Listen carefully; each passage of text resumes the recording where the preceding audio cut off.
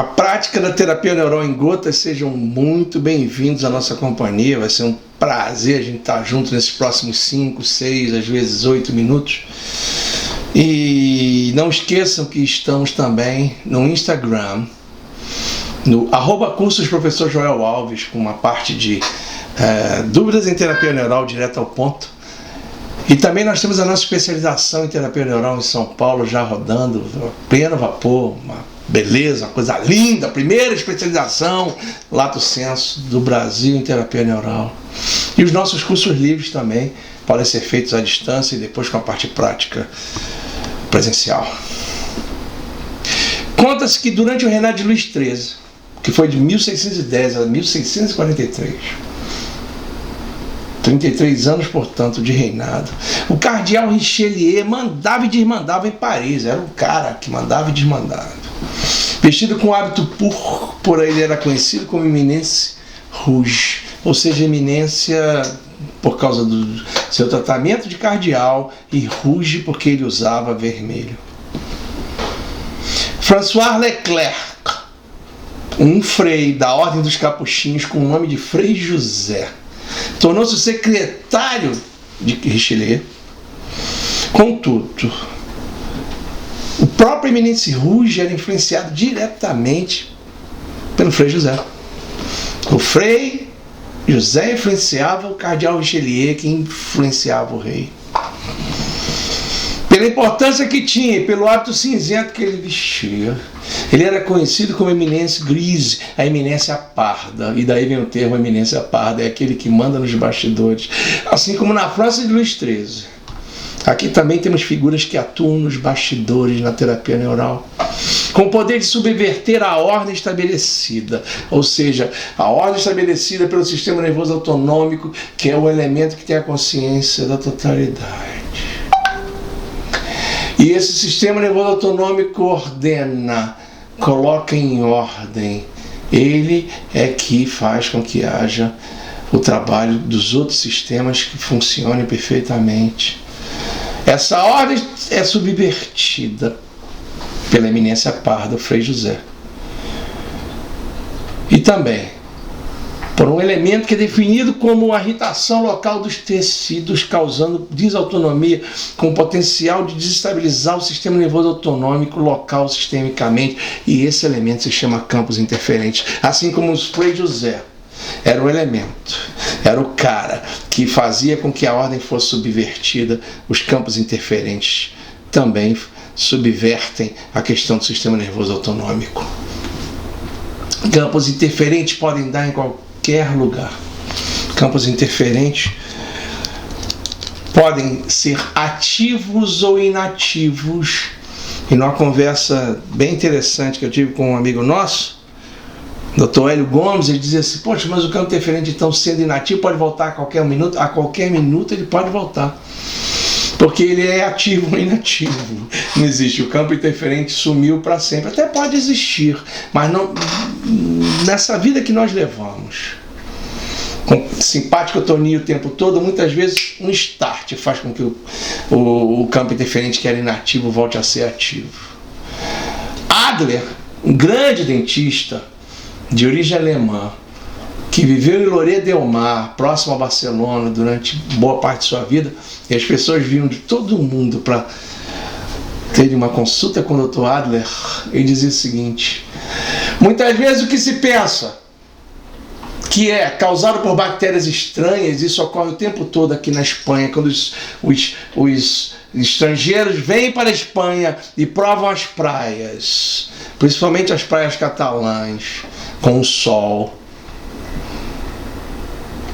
Esses estrangeiros pensam que eles voltam para os seus países adoecidos pela questão bacteriana, e Adler dizia: a questão bacteriana não é o principal.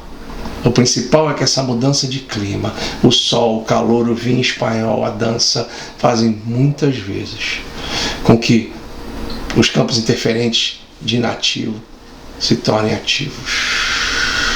E com isso, as pessoas adoecem, não pela viagem, mas pelo que acontece na viagem.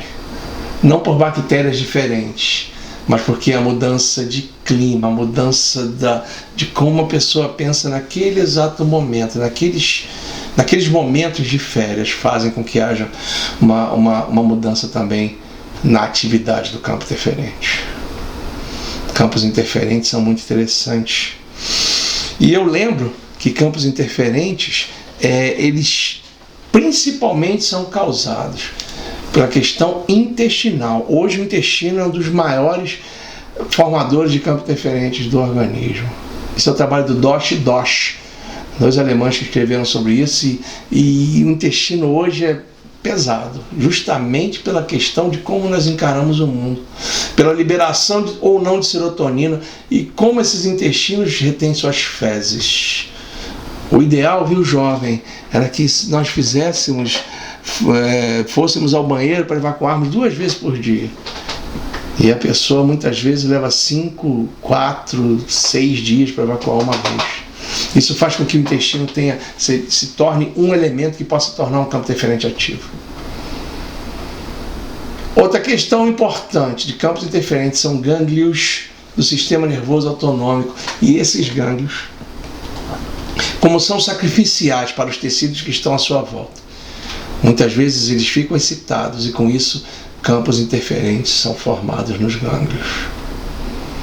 Outra questão importante são os seios maxilares. Seios maxilares, como sendo maxilares e frontais, seios paranasais, como sendo elementos que são órgãos hemocritórios de segunda ordem. Muitas vezes, por a questão do pulmão não conseguir eliminar as suas toxinas, essas toxinas passam a ser eliminadas pelo epitélios do seio, e o epitélio do seio não consegue, e com isso eles se tornam campos interferentes. Muito cuidado, vocês, dentistas, médicos e fisioterapeutas, enfermeiros e biomédicos, farmacêuticos, quando olharem uma radiografia panorâmica. Não esqueça que a radiografia panorâmica, muitas vezes, ela não é em 3D, ela é em 2D, e com isso determinadas sinusites passam desapercebidas, e essas sinusites são campos interferentes.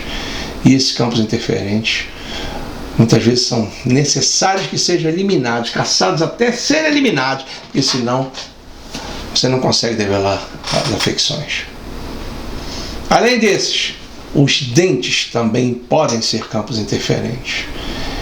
E os dentes, como campos interferentes, são elementos que muitas vezes necessitamos de testes autonômicos para verificarmos se não está havendo nada naquele momento, porque o raio-x panorâmico me mostra os 6 meses passados.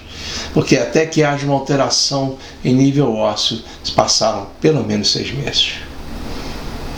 Então, assim como Frei José, que foi o cara que perverteu toda a autoridade na França de Luís XIII, onde ele, na sua humildade, com seu hábito cinza, ou também conhecido como uma eminência parda, esse elemento que mandou na França e desmandou durante anos, e entrou para a história por isso.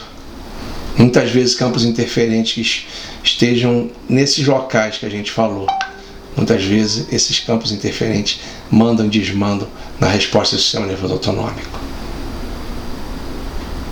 Aprenda a tratá-los. Obrigado pela oportunidade.